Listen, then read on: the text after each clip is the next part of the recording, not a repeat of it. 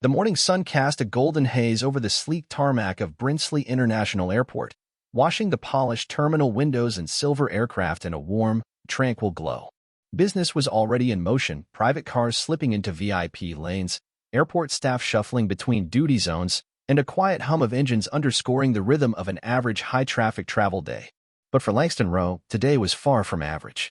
His Italian loafers clicked steadily against the marble floor as he moved through the private security corridor leading to Gate 12. No entourage trailed him, no assistant fluttering beside him with reminders or coffee orders. He didn't need an audience. Langston had built his name quietly, brick by brick, until it echoed through boardrooms across continents.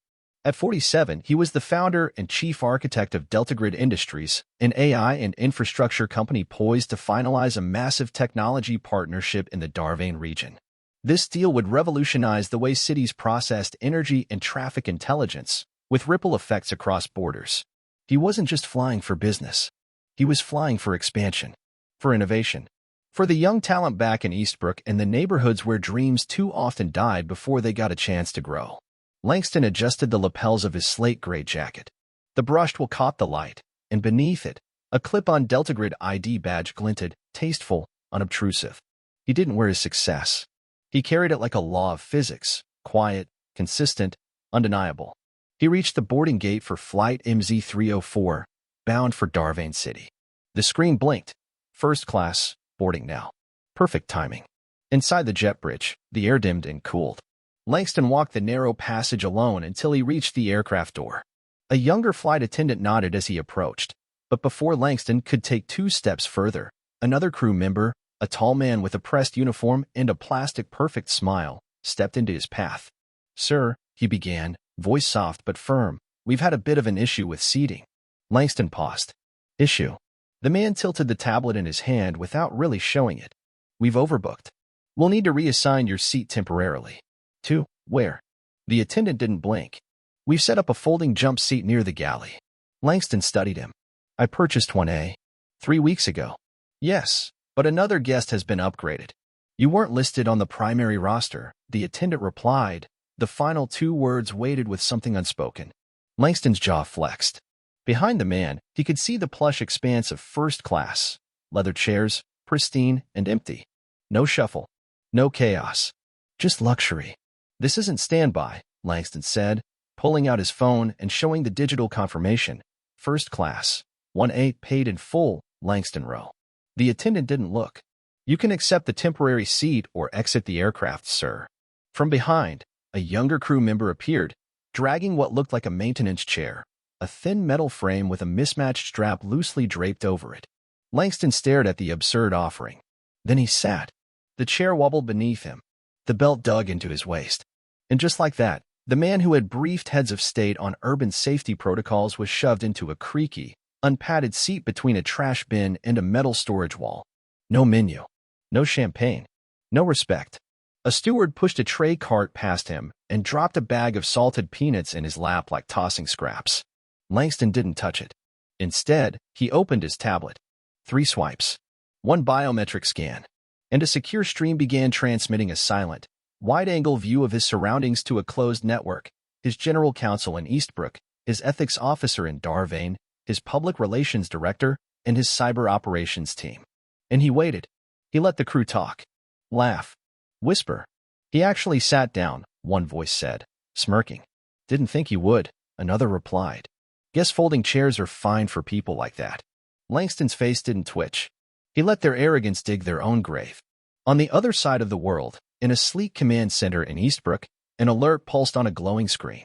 Troy Acker, his chief operations officer, leaned forward, headset already snug. The title read, "Flight Misconduct, Air Protocol Triggered." "Copy that, Mr. Rowe," he said into the mic. "Legal and ethics teams are live. Press team on standby." Langston's screen flickered again. A new message. "Emergency clause confirmed. Authority clearance verified. Ready on your word." He tapped a simple phrase, "Initiate clause 17F." In the cockpit, an alert lit up red. "The pilot, Captain Ellis," read the display. At first he frowned, then paled. His co-pilot leaned in. "Cargo clause," he muttered. Captain Ellis nodded slowly. "Passenger row. Cleared federal contractor. Clause activated." Without delay, he picked up the intercom. Ladies and gentlemen, due to a compliance irregularity, we will be diverting to Corsair Airfield. Estimated arrival in 35 minutes. A stunned silence rolled through the cabin. First-class passengers blinked, confused. A woman clutched her pearls. Another passenger leaned toward his seatmate. What the hell is Corsair? Meanwhile, the same flight attendant who had blocked Langston now looked like a man watching his career detonate. Sweat glistened at his temple. His hands trembled slightly as he adjusted his tie. He glanced at Langston, still seated calmly, legs crossed, one hand resting on his tablet, the other on his lap. Langston never raised his voice. Never stood.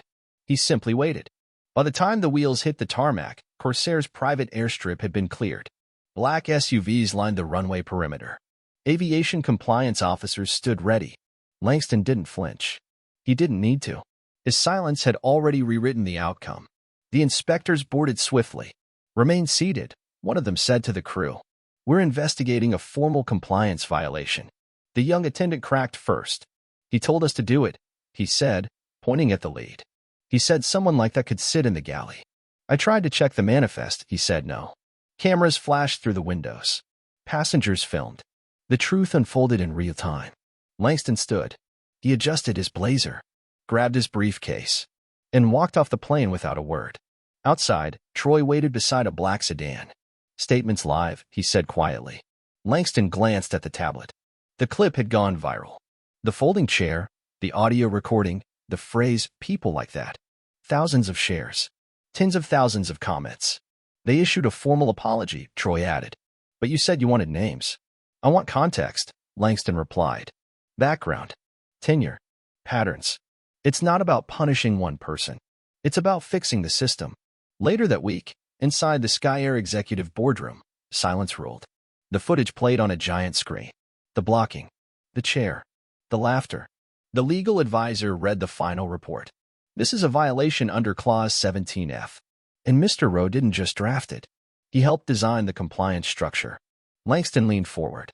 What happened on that flight, he said, voice low but steady, isn't unique. It's daily. Invisible. Institutional. And we're going to stop pretending otherwise. Sky Air agreed to his terms. A Dignity Oversight Council, chaired by Langston Rowe. Full audit of upgrade and seating protocols. Company-wide training overseen by Delta Grid's Ethics Division. Quarterly public reporting on progress. And if we agree to all of this, a nervous executive asked, will you drop the story? Langston's gaze cut across the room. The story's not mine to drop anymore. Weeks later, on a new flight route, passengers watched a different kind of in-flight ad. It wasn't champagne or beaches. It was a folding chair. Alone. Lit by the sun. A sentence in white letters appeared. Respect isn't luxury. It's the standard. And across cities, countries, and networks, the world watched. And remembered.